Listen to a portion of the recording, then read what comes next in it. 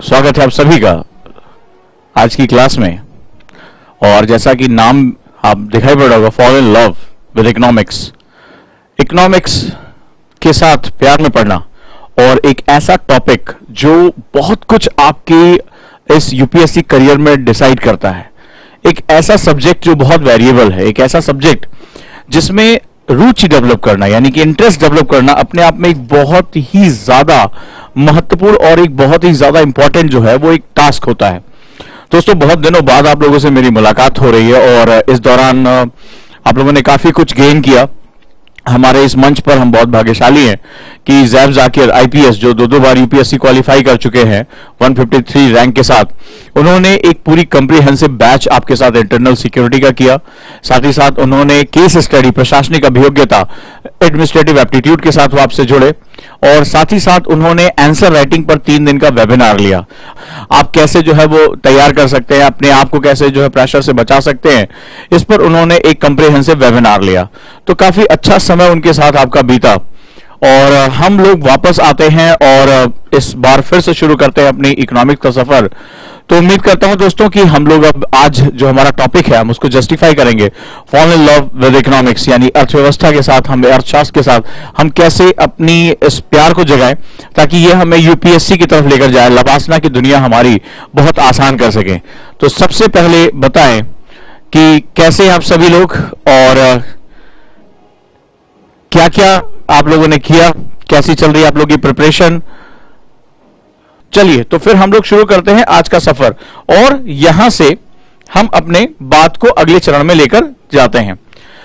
जब मैं यूपीएससी के सिलेबस की बात करता हूं और उसमें इकोनॉमिक्स पेपर की बात करता हूं तो आपको यह समझ में आना चाहिए कि इकोनॉमिक्स का पेपर है क्या। पहले कई बार हमको लगता है कि केवल एक बेसिक सब्जेक्ट है, लेकिन आपको शायद पता नहीं होगा कि यूपीएससी के सिलेबस में इकोनॉमिक्स की जो सेगमेंट है वो हर कहीं है। ये पेपर 1 से लेकर और पेपर 4 तक भी है। एथिक्स के पेपर में भी ये बहुत इंपॉर्टेंट भूमिका निभाता है। कैसे, मैं भी आपको जस्टिफाई करता हूं। राइट, अगर मैं बात करूं इस सेगमेंट्स की, तो जब मैं सिलेबस के बारे में बात करता हूं, इसके बहुत ध्यान से समझना है इसको, ठीक है। बहुत से बच्चों को पता ही नहीं होता कि इकोनॉमिक्स को हमें डील कैसे करना है, इकोनॉमिक्स का सेगमेंट हमारे लिए कैसे आता है। सबसे पहले अगर हम बात करें तो प्री में नो डाउट, प्री में ये 2 रूपों में सामने आता है। बड़े ध्यान से समझना है इस बात को। सबसे पहले हमसे फंडामेंटल पूछा जाता है, फंडामेंटल्स ऑफ इकोनॉमिक्स, वो जो डेरिवेटिव्स होते हैं फंडामेंटल।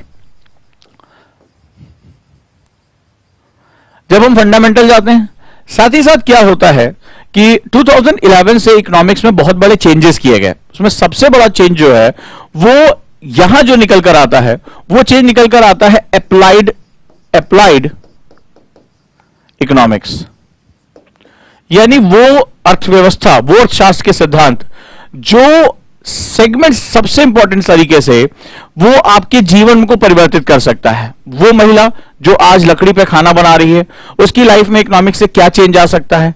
कोविड-19 एक महामारी है, लेकिन इससे लोगों के जीवन में क्या निगेटिव प्रभाव आ सकते हैं, रोजगार पर क्या फर्क पड़ेगा, हमारी मैन्युफैक्चरिंग पे क्या फर्क पड़ने जा रहा है, हमारी इंप्लॉयमेंट सिनेरियो पे क्या फर्क आएगा, इससे पर कैपिटा इनकम पर क्या फर्क आएगा, हमारी टोटल परचेसिंग पावर पैरिटी पे क्या फर्क पाएगा, अर्बन सेक्टर पे क्या फर्क होगा, रूरल सेक्टर पे क्या फर्क होगा। हमें हर चीज को बड़ी गहराई से समझना पड़ेगा।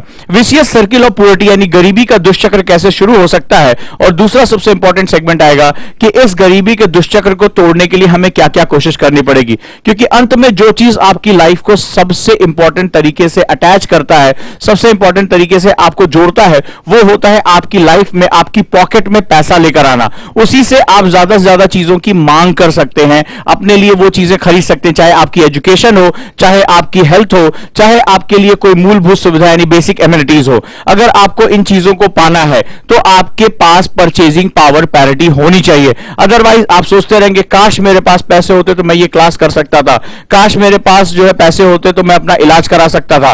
तो इकोनॉमिक्स का जो आपकी जीवन में प्रभाव है, जो आपकी लाइफ में उसका इंपॉर्टेंस है, वो बहुत ज्यादा है, बहुत ही प्रैक्टिकल है और इसको ऊपर से नीचे तक लाने के लिए बहुत ही मैथोलॉजी का इस्तेमाल करना पड़ता है। यानी इसमें तीसरा जो हमारा पॉइंट जुड़ जाता है उसको बोलते हैं programmes and policies. Programme and policies, programme and policies.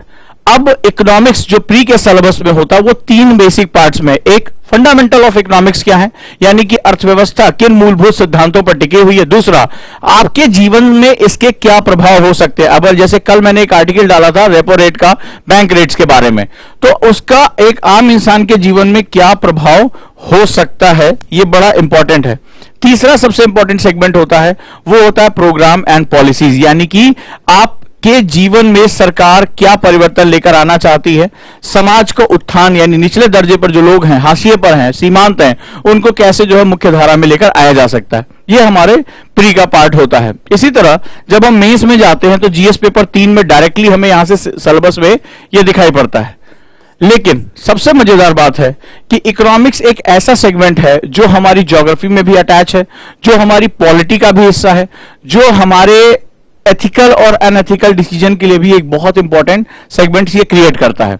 यानी ये एक ऐसा सब्जेक्ट है जिसका एक बहुत बड़ा हिस्सा डायनामिक है, इसीलिए इसका जो विस्तार होता है बहुत ज्यादा होता है और ज्यादातर बच्चे कहते हैं कि सर हमें नहीं समझ में आ रहा है, क्योंकि इसमें हम कोई सिद्धांत बना पाने में हमें बड़ी मुश्किल होती है, बहुत दिक्कत। अब जैसे फॉर एग्जाम्पल अभी मैं आपसे एग्जाम्पल लेता हूं जब ज्यादा समझ में आएगा। किसान आंदोलन को लेकर बात करें तो आपने देखा कि आज भारत बंद था, आह्वान किया गया था, लगभग 19 विपक्षी दल जो है वो इसके साथ जुड़ गए। माना यह भी जा रहा है कि फॉरेन से भी पैसा इसमें आया हुआ है, कनाडा से भी पैसा इसमें दिया जा रहा है, पूरा देश जो है उसका मत दो भागों में विभाजित हो गया है। एक जो सेगमेंट है वो ये कह रहा है कि नहीं भाई किसानों के साथ ज्यादती हो रही है, आंदोलन गलत हो रहा, और एक हिस्सा कह रहा है, जैसे प्रधानमंत्री खुद आकर कह रहे हैं कि भाई अगर आपको आगे जाना है, अगर आपको एग्रीकल्चर को रिफॉर्म करना है तो आपको नए कानून, नए रिस्क टेकिंग कैपेबिलिटी में जाना पड़ेगा। और अगर कोई बिजनेसमैन, सीधा सा कॉन्सेप्ट है, अगर कोई बिजनेसमैन बिजनेस करता है तो वो रिस्क लेता है, चलेगा नहीं चलेगा उसकी मेहनत, उसके इनोवेशन, उसकी किस्मत पर डिपेंड करेगा। तो आपको अगर आगे जाना है तो अगर जब उसका बिजनेस चल जाता है तो वो बहुत ज्यादा रिटर्न पाता है, बहुत कमाता है, तो हमें अपने एग्रीकल्चर को भी अगले चरण में लेकर जाने के लिए नए कानून और नए तरीकों की जरूरत पड़ेगी। लेकिन अब आप देखिए कि इस तरह के परिवर्तन करने में आपका दिमाग दो हिस्सों में बढ़ जाएगा। बहुत से बच्चों ने मुझे अपने मैसेजेस भेजे, मुझे अपने, जब आप एडिटोरियल पढ़ने लगे हैं, आप क्लास में जो है न्यूज़पेपर पढ़ने लगे, तो आपने बहुत ढेर सारे मत मेरे पास भेजे कि इसमें ये होना चाहिए और ये नहीं होना चाहिए। अच्छा लगा। यहां पर सबसे मजेदार बात यह है कि हम किसी भी चीज को जो है वो, जब इकोनॉमिक्स में हम कोई डिसीजन लेते हैं तो कई बार डिसीजन कंटेम्प्रोरी होते हैं लेकिन उनके इफेक्ट हमें बहुत बाद में देखने को मिलते हैं। फॉर एग्जाम्पल, जब नरसिम्हा राव और मनमोहन सिंह ने 1991 में एलपीजी सुधार किए थे तो उस समय भी तमाम पॉलिटिकल पार्टीज ने और समाज के बड़े हिस्से, खासतौर पे जो लेबर यूनियन थी और जो तमाम जो समाजवादी शक्तियां थी, वो उन्होंने एक बहुत दबाव डाला था कि इस तरह देश बिक जाएगा, विदेशी कंपनियां आके हमें बर्बाद कर देंगी। लेकिन आज जब हम पलट के देखते हैं, आप में से कई ऐसे बच्चे होंगे जो 1991 के बाद पैदा हुए और आज आपको पता है कि कितनी सुविधा है। अगर मैं आपसे कहूं कि गैस सिलेंडर लेने के लिए आपको महीनों पहले जो है रजिस्ट्रेशन कराना पड़ता था, एक टेलीफोन का कनेक्शन लेने के लिए आपको एमपी के दरवाजे पे जाके नाक रगड़नी होती थी, 3-3 साल के वेटिंग के बाद एक टेलीफोन कनेक्शन लगता था। आज आप गए, थंब इंप्रेशन डाला, तुरंत के तुरंत कनेक्शन लेकर चले आए। अगर मैं आपसे कहूं कि लिमिटेड कलर ही स्कूटर के हुआ करते थे और उसमें भी आपको महीनों जो है वो वेटिंग में लगना पड़ता था, तब जाकर आपको, अगर वो कंपनी चाहेगी आपको सफेद रंग का स्कूटर मिलना बजाज सुपर, तो सफेद रंग का ही मिलना होता था, उसमें आपके पास चॉइस नहीं थी। तो आप कहेंगे ऐसा भी भारत था? जी हां, ऐसा ही भारत था। और आज अगर आप देखते हो तो आपको बहुत बड़े चेंजेस दिखाई पड़ते हैं। तो कई बार इकोनॉमिक्स की सबसे खास बात और सबसे बुरी बात यह है, इसमें निर्णय लेने में बहुत तकलीफ आती है।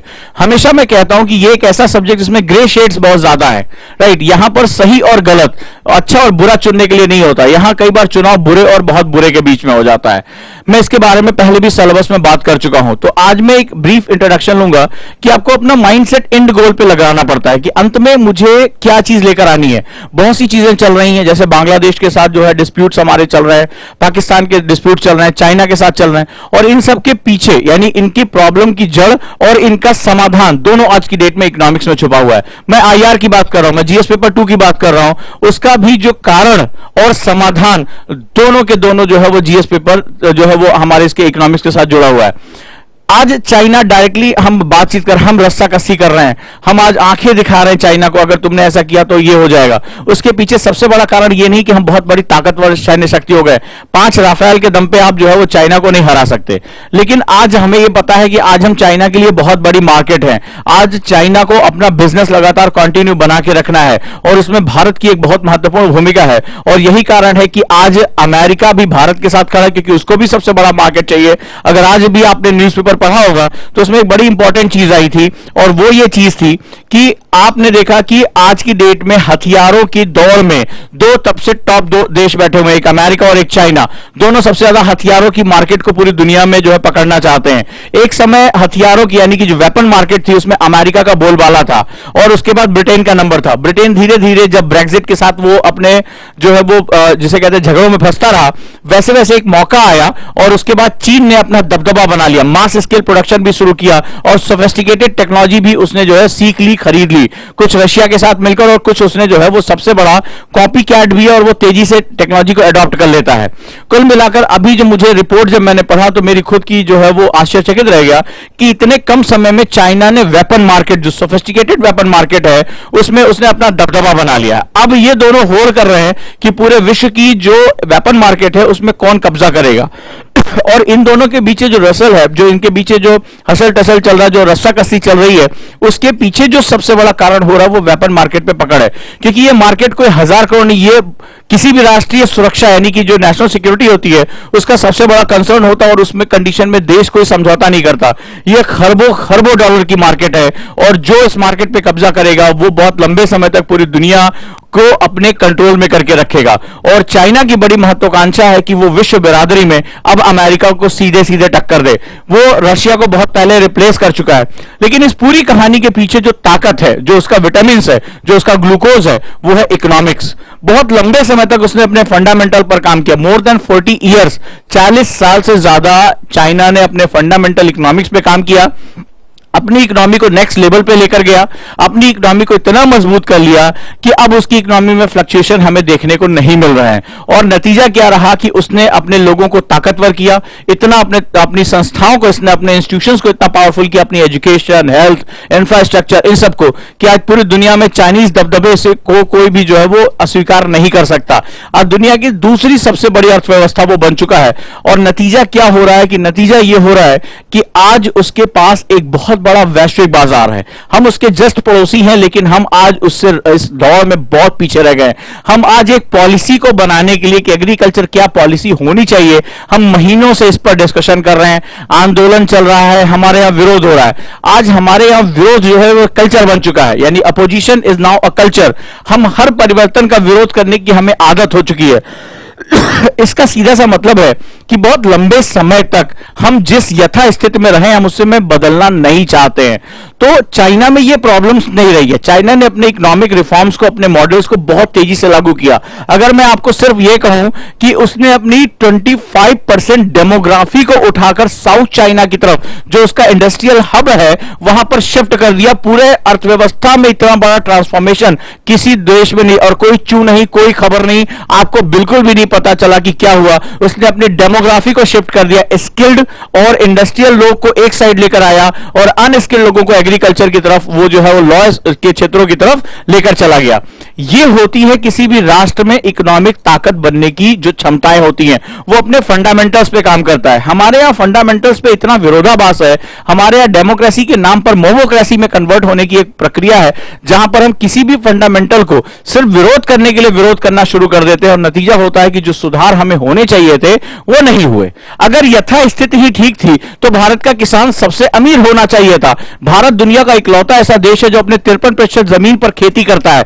दुनिया का कोई देश 53% भूभाग पर खेती नहीं करता। उसके बाद भी क्या आप हरियाणा, पंजाब और पश्चिमी उत्तर प्रदेश के किसानों को छोड़ दें तो क्या किसानों की समृद्धि, प्रति व्यक्ति आय, उनकी परचेजिंग पावर पैरिटी, बाजार में उनकी धमक, उनकी पकड़, उनका जीवन स्तर, उनका रहन सहन, क्या आप इनमें से किसी को भी बहुत गुणवत्तापूर्ण पाते हैं? क्या किसान का बच्चा बहुत अच्छे स्कूल में पढ़ रहा है? मैं पंजाब, हरियाणा और पश्चिमी उत्तर प्रदेश के किसान की बात नहीं कर रहा हूं। मैं बात कर रहा हूं बिहार के, उत्तर प्रदेश के, मध्य प्रदेश के, राजस्थान के, इन सब क्षेत्रों के किसानों के बारे में, जहां पर उनके लिए सर्वाइवल सबसे बड़ा प्रश्न हो जाता है। और अंत में सर्वाइवल की इसी भागदौड़ के कारण वो पॉलिटिकल निगोशिएशन का शिकार हो जाते हैं, वो राजनीति में नहीं जा पाते और राजनीति उनसे क्या करती है, निगोशिएशन कर लेती है कि हमें आपकी वोट दो, हम तुम्हारे लिए फलाना कर देंगे। कर्ज माफी ही उनके जीवन का एक मुख्य उद्देश्य बन के रह जाता है।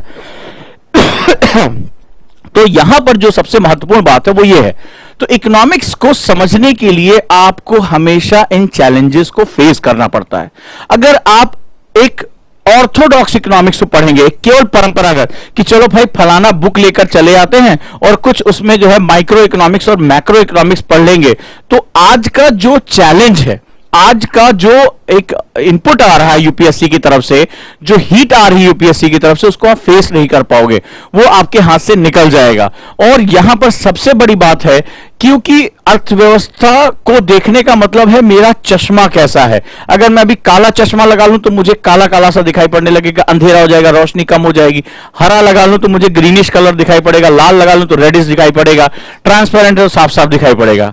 तो अर्थव्यवस्था में आप किस विचारधारा से प्रेरित है, आपका थॉट प्रोसेस क्या है? आप समाजवाद की तरफ जा रहे हैं, आप पूंजीवाद की तरफ जा रहे हैं, आप सरकारी, गैर सरकारी, निजी, इन किसकी तरफ आपका रुझान है, आपके हाथ में क्या डॉक्यूमेंट है? ऐसी कंडीशन में अपनी जो धारणाएं होती हैं उनको बनाना आपके लिए बहुत चुनौतीपूर्ण होता है। राइट दोस्तों, तो चलिए अब हम आगे चलते हैं और थोड़ा सा इसके बारे में और बात करते हैं। सिलेबस का पहला हिस्सा हो गया। सिलेबस को मैंने 3 हिस्सों में तोड़ रखा है। एक बार फिर से हम इसको क्विक रिवाइज कर लें ताकि हमें पता रहे कि हमें कल क्या चीजें लिंक करनी है और हमें कैसे पढ़ना है। राइट, चलिए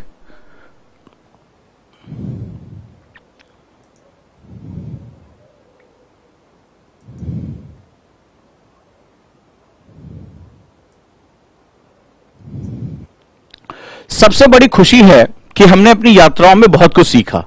इकोनॉमिक्स को मैंने इस बार इतना लार्जर किया, इसमें इतनी चीजों का इनपुट दिया कि आज वैसे तो ऐसे देखने में लगा कि शायद जनरली कोचिंग परंपराओं में, जो हमारी कोचिंग परंपराएं होती हैं, जनरली 30 दिन, 60 दिन, 90 दिन में ये सिलेबस खत्म हो जाता है। बट इसको मैंने बहुत से इनपुट जोड़े। जैसे मैंने शुरुआत जब की तो इकोनॉमिक सर्वे से की, क्योंकि गवर्नमेंट के डॉक्यूमेंट्स, गवर्नमेंट का ओरिएंटेशन आपके लिए समझना बहुत जरूरी है। उसके बाद मेरे सामने चैलेंज था कि मैं इसको बहुत इंटरेस्टिंग कैसे बनाऊं कि ये काफी हद तक गणितीय स्वरूप रखने वाला, यानी मैथमेटिकल फॉर्म रखने वाला ये सब्जेक्ट बच्चों को बोरिंग ना लगे, बच्चे उसमें उबे नहीं। क्योंकि आज तक मेरा अनुभव यही है कि जब भी मैं किसी क्लास में गया, पहले दिन ही मैं पूछता था इकोनॉमिक्स किसके लिए टफ सब्जेक्ट है, तो 95% लोग हाथ उठा देते थे कि सर ना इसमें कोई इंटरेस्ट है, ना इसका हमें कोई लेना देना नहीं है। और ये बड़ा खतरनाक बात है, क्योंकि हमारा बात व्यवहार, हमारी नौकरी चाकरी सब कुछ तो इकोनॉमिक्स से जुड़ा हुआ है। दूसरा, तो मैंने वहां पर 7 स्टोरीज के साथ आपने किया और आपने उसको बहुत अच्छे तरीके से सीखा। Hats off to you all. आप लोगों ने इसके साथ सीखा कि 7 स्टोरीज का क्या हिसाब किताब, और कहानियों के थ्रू मैंने भारत की उन चीजों के बारे में बताया। और आप मेरा स्टूडेंट बहुत अच्छी तरह समझता है कि आज जो हो रहा है उसके लिए आप उसके लिए पहले से पता है कि वो क्या चीज होने जा रहा है। क्योंकि जो मेरे साथ 7 स्टोरीज में जुड़ा, जिसने मेरी 7 स्टोरीज की क्लासेस देखी, समझी, वो आज ये बहुत अच्छी तरह जानता है कि ये हमारी आज की बात नहीं है। ये तो हम 1947 से ही चेंज का हमेशा विरोध करते चले। याद है वो दूध की क्रांति, वो बैंकिंग क्रांति, या वो जो भी हमारे शिक्षा की क्रांति, जो भी चीजें हमारे यहां हुई हैं, हमारे यहां बदलाव इतने आसान कभी नहीं रहे और हमेशा हमें एक लंबा विरोध देखना पड़ा है। कोई एक हीरोइक एफर्ट, हम कभी इंस्टीट्यूशनल एफर्ट नहीं कर पाए, हम कभी संस्थागत प्रयास नहीं कर पाए। एक इंडिविजुअल था, वो था ना जो वैज्ञानिक, जो जेब में बीज लेकर जो है वो एक वैज्ञानिक होते बाद भी वो तस्करी कर रहा था बीज की और भारत की पहली हरित क्रांति का जो आधार रखा गया, उसी हरित क्रांति जिसका आज ये फायदा उठा रहे और ये सामने है। अगर आपको याद होगा क्लासेस, मेरा स्टूडेंट बहुत रिलैक्स है, वो जानता है कि उसको इस पे कैसे अपना जो है मत रखना है, क्योंकि उसके फंडामेंटल पे मैंने काम किया, समय लिया, लेकिन समय के साथ साथ आज उसको उन कोर इश्यूज को समझने में बहुत मदद मिलती है। जब मैं सुबह उठता हूं, आपके मैसेजेस देखता हूं कि सर आपने ये पढ़ाया था, आज अखबार में आया है, इसको इससे रिलेट कर सकते हैं, बड़ी खुशी मिलती है कि हाँ जो मेरे एफर्ट्स हैं वो बहुत ही सक्सेसफुल रहे।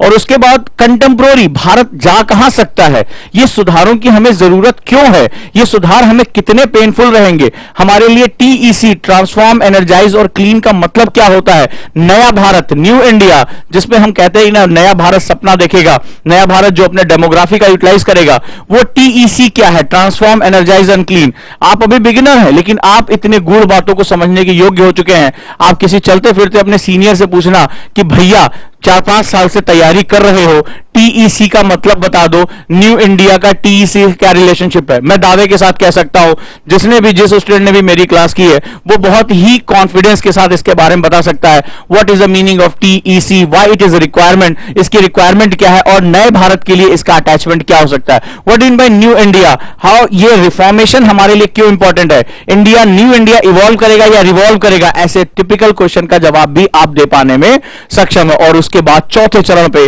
जहां पर मैं 3 चरणों के साथ में वापस आ रहा हूं इकोनॉमिक्स के फंडामेंटल्स पे, जो आपके प्री और मेंस दोनों को जो है वो साथ लेकर चलता रहेगा, राइट। तो अब अगर हम बात करें economics from zero to hero by Ojaank sir, अगर हम यहां पर बात करें तो हमने इसको 3 सेगमेंट्स में इसको डिवाइड किया है, राइट, गुड। और 7 स्टोरीज की क्लास, जैसे कई बच्चों ने कहा कि मैंने पूरा किया, सारी क्लासेस की, आपको खुद समझ में आने लगा होगा कि हम हमेशा चेंज का विरोध करते चले आए हैं। यह हमारी बड़ी खास परंपरा रही है हमारे इस लोकतंत्र की। तो आज आपको बहुत सी चीजें जो है वो ऐसा लगता होगा कि वो आपके सामने खोलकर रख दी गई हैं, और जो गूढ़ चीजें हैं, जो बहुत कठिन जटिल है, वो आपके सामने खुला हुआ है।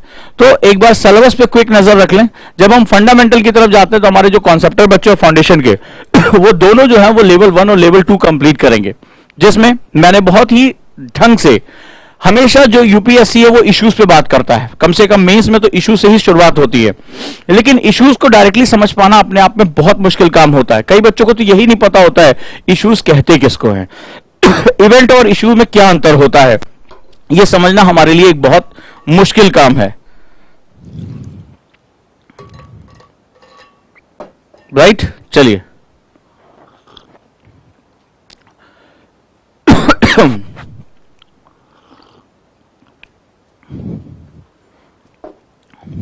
तो सिलेबस को मैंने रीडिफाइन करते हुए इसको लेवल्स में बांट दिया है। क्यों? ताकि आपको अंडरस्टैंडिंग रहे। आप भी आज इसको रिवाइज करिए, जो चीजें हो चुकी हैं उनको समझने की कोशिश करिए, उनको क्विक करिए, और आगे हम लोग इसको कैसे लेकर चलेंगे ये भी समझना हमारे लिए बहुत जरूरी है। क्योंकि पेशेंस, अब इसलिए मैं ये कह रहा हूं, समय बीतने के साथ आपका पेशेंस कम होता चला जाएगा, आप परेशान होंगे। मैं भी 2-3 लोग मुझसे ऑफिस में मिलने आए तो उनको भी यही समस्या आ रही थी कि वो घबराए हुए थे, बहुत जल्दी अपने आप को मेजरमेंट करने लगे।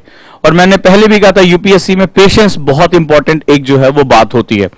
तो जैसे लेवल 1 में मैंने बेसिक फंडामेंटल्स के बारे में बात किया। बेसिक फंडामेंटल यानी मूलभूत जो है हमारे आधारभूत सिद्धांत के बारे में, वो सिद्धांत जिस पे इकोनॉमिक्स टिकती है, वो इकोनॉमिक्स जिसकी आज आवश्यकता है, वो चीजें जिसको यूपीएससी डिमांड कर रहा है। तो चलिए हम समझते हैं वो क्या है।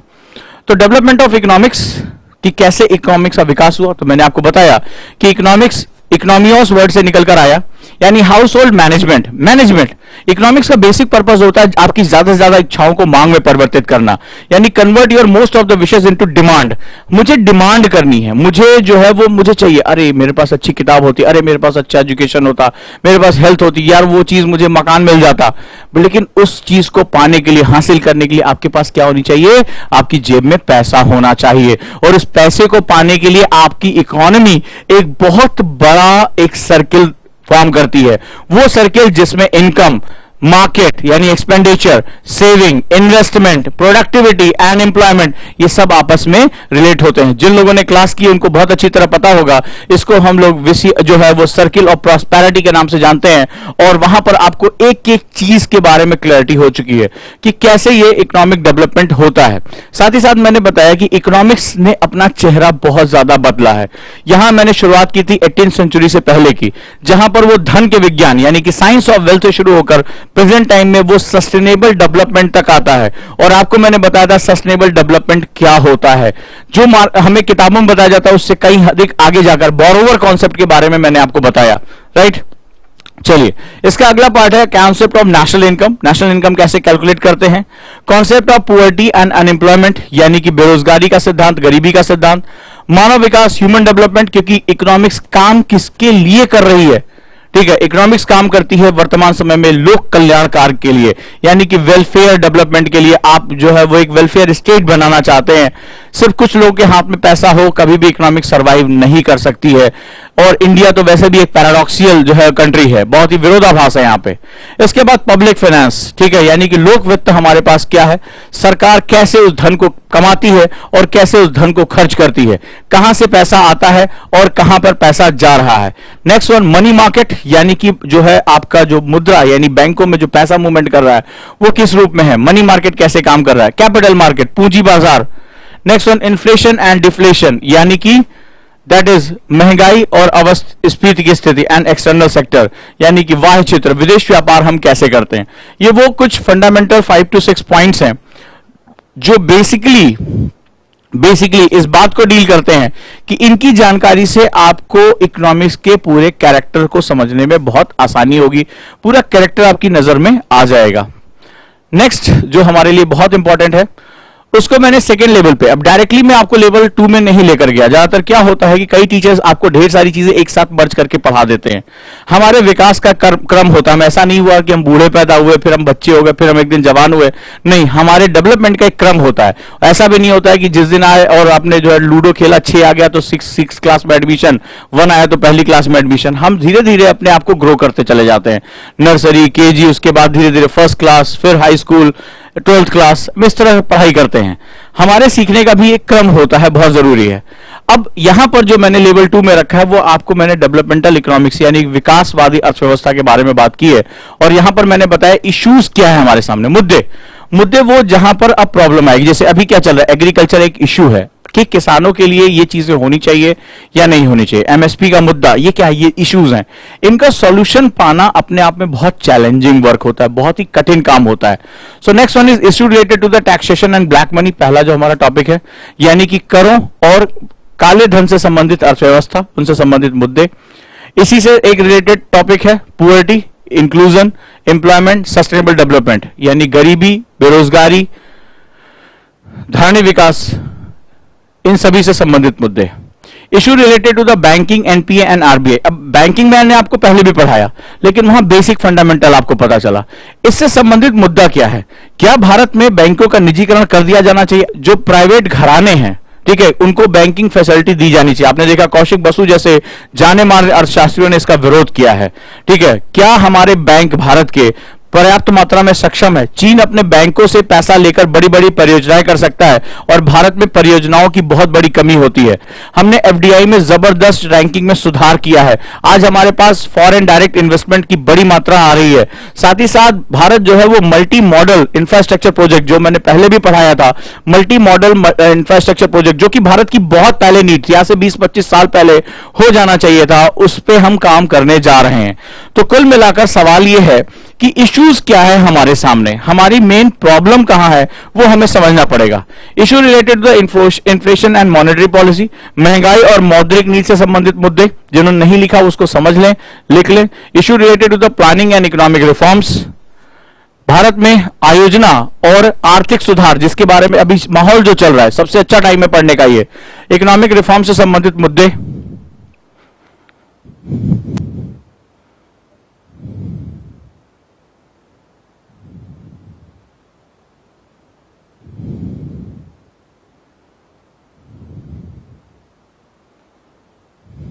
Right. Issue related to the service and industrial sector, अब यहां पर भी एक बहुत चैलेंज है, ठीक है, इंडस्ट्रियल एंड सर्विस सेक्टर, सेवा क्षेत्र और औद्योगिक क्षेत्र से संबंधित मुद्दे। Issue related to the foreign capital and trade, विदेशी पूंजी और व्यापार से संबंधित मुद्दे। सबसे ज्यादा चैलेंज देने वाला टॉपिक यही है, विदेशी पूंजी और व्यापार से संबंधित मुद्दे। And the most important thing, global economic organisation. आप सभी लोग जरूर देख लें, आपको भी कहीं मौका मिले पढ़ते रहिए बुक्स के साथ, इस वे में पढ़िए तो आपको काफी चीजों की आसानी हो जाएगी। ग्लोबल इकोनॉमिक ऑर्गेनाइजेशन, वैश्विक आर्थिक संगठन जैसे WTO, वर्ल्ड ट्रेड ऑर्गेनाइजेशन, विश्व व्यापार संगठन, IMF, international monetary fund, world bank, विश्व बैंक, and the last one, important government scheme, महत्वपूर्ण सरकारी योजनाएं।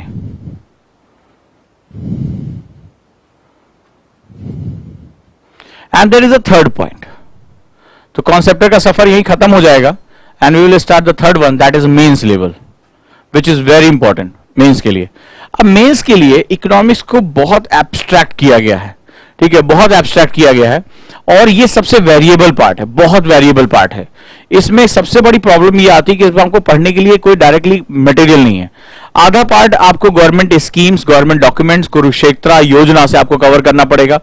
आधे पार्ट के लिए आपको उमा कपिला या तमाम ऐसी जो और भी जो है वो एकेडमिक बुक्स हैं उनसे आपको उठाना पड़ेगा।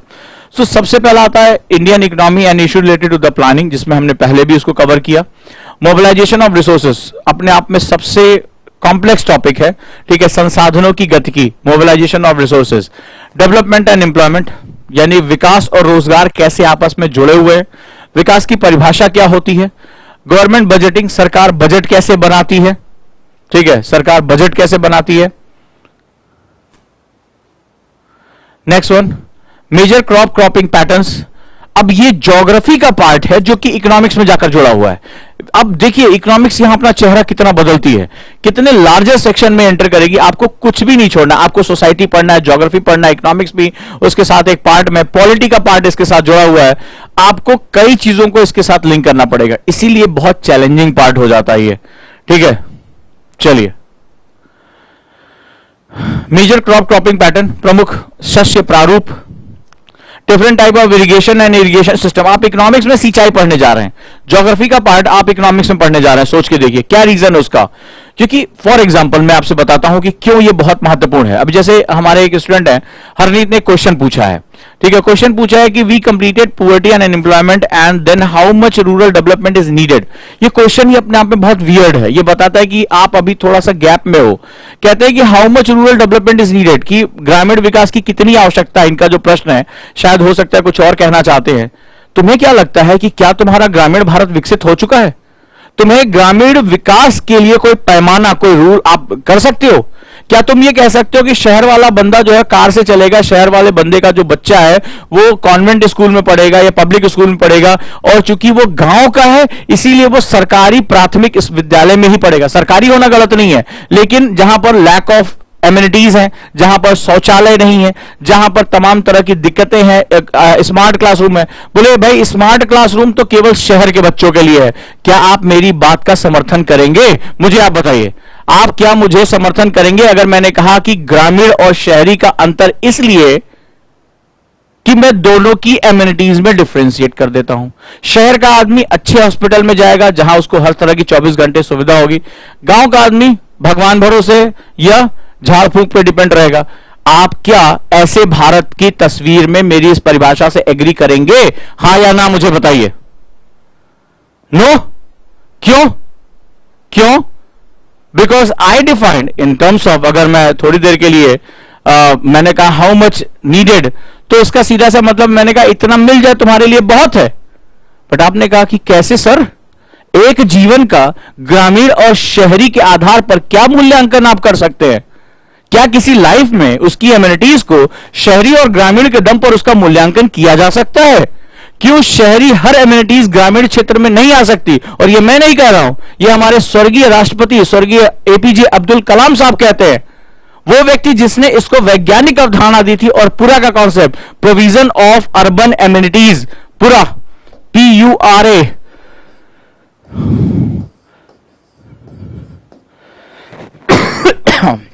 Sorry, provision of urban amenities in rural area, जिन्होंने कहा कि वो सभी सुविधाएं जो भारत के शहरों में उपस्थित हैं वो ग्रामीण क्षेत्र को मिलनी चाहिए, तब ग्रामीण भारत प्रॉस्परस होगा।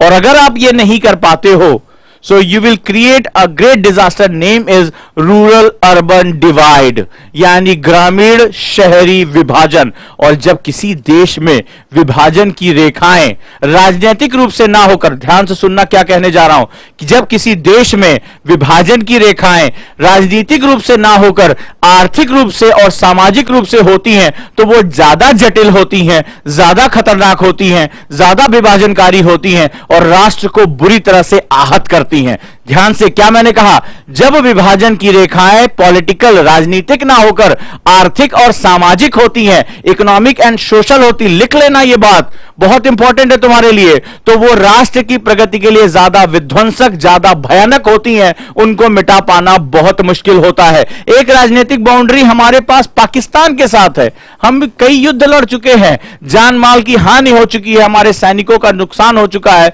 हमें आर्थिक चोट भी पहुंची, कोई कहने वाली बात नहीं है। लेकिन अंदाजा लगाइए कि भारत में जो भूखमरी, गरीबी और उच्च इलाज न मिल पाने की वजह से जो मौतें होती हैं, वो सरहद पर होने वाली मौतों से ज्यादा होती हैं। जो बच्चे भूखमरी का शिकार होकर मर जाते हैं, जो अपना 5वां बर्थडे नहीं देख पाते, according to the human development index, multidimensional poverty index, Bharat में जो 0 to 5 ईयर्स जो बच्चों की डेथ रेशियो है, वो सहारन, उप सहारन रीजन से भी ज्यादा है। अभी अभी आपने भूख सूचकांक में हमारी औकात, हमारी हैसियत देखी है, हमारे लोग भूख से मर जाते हैं, और ये सरहद पे होने वाली जो मौतें हैं, शहादत है, उनसे ज्यादा है। मुझे बताओ भयानक कौन सा है, राजनीतिक बंटवारा या आर्थिक सामाजिक बंटवारा? आप मुझे बता दीजिए। जाने कितने बच्चे मात्र जाति प्रथाओं की वजह से स्कूलों में प्रवेश नहीं कर पाते, या उनको पूरे जीवन भर एक मानसिक गरीबी, एक राजनीतिक गरीबी, एक सामाजिक गरीबी का सामना करना पड़ता है। अब आप मुझे बताइए कौन सा ज्यादा खतरनाक है? Sir, if we know what to develop and how to develop, why we don't? Sir, if we know what to develop and how to develop, why we don't? Sir, please reply. Question आया, देखो, development, जब आप किसी सफर में होते हो तो सफर के बारे में नहीं पता चलता। मतलब आप किसी गाड़ी के अंदर बैठे हो और स्पीडोमीटर खराब है आपका, ठीक है, तो एक ये डेवलपमेंट एक ऐसी गाड़ी जिसमें कई बार स्पीडोमीटर दिखाई नहीं पड़ता, तो या एक चारों तरफ घनी जंगल है, कुछ दिखाई नहीं पड़ा और आप आगे बढ़ते चले जा रहे हो। सो एक्चुअली में क्या होता है कि रात के उस सफर में तुम जहां तक तुम्हारी हेडलाइट जाली केवल उतना ही देख पाते हो।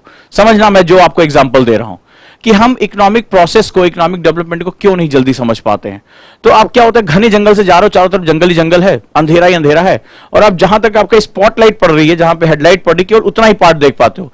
इसके बियॉन्ड क्या है? हो सकता है कोई बगल से नदी गुजर रही हो सकता है कोई खाई हो, कुछ भी हो, आपको बिल्कुल नहीं पता।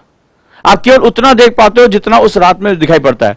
तो जब इकोनॉमिक्स कंटेम्प्रोरी डेवलपमेंट की तरफ चल पाती है, तो आप केवल वही देख पाते हो जो करंट पर्सपेक्टिव में इंपॉर्टेंट होता है, लेकिन पूरी पिक्चर देख पाना हमारे बस में नहीं होता। इसलिए कई बार हम अपने लिए उचित चीजों का विरोध कर बैठते हैं, या कई बार हम गलत चीजों का समर्थन कर बैठते हैं, और इसी वजह से जब दिन का उजाला आता है, यानी समय जब बीत जाता है, फिर कभी दिन के समय उस क्षेत्र से गुजरे, तब पता चलता है ओहो ये क्या जगह थी, ये अच्छी थी या बुरी थी, हम बाद में उसको जज करते हैं, राइट। इसी वजह से हम उस पर कोई काम नहीं कर पाते हैं।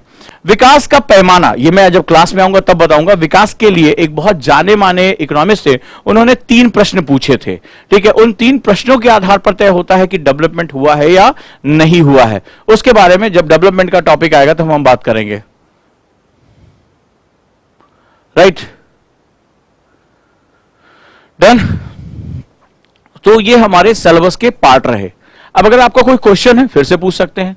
तो आज हमने एक और महत्वपूर्ण बात की कि किसी भी राष्ट्र के अंदर अगर उसका सामाजिक और आर्थिक विभाजन है तो बहुत खतरनाक होगा। ज्यादा जाने खाएगा, ज्यादा रक्त पिएगा, ज्यादा जो है उसको ब्लड की जरूरत पड़ेगी, rather than पॉलिटिकल बाउंड्रीज के। उतना खतरनाक नहीं होती जितना देश के अंदर की समस्याएं होती हैं।